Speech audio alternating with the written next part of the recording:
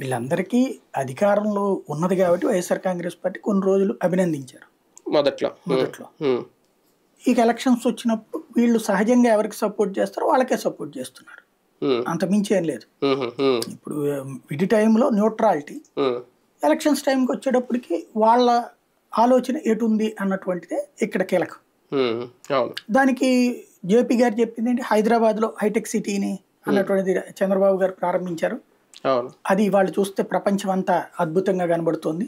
అట్లాంటిది సృష్టించాలంటే ఆంధ్రప్రదేశ్లో అలాంటిది వస్తే గానీ సాధ్యం కాదు అన్నటువంటి.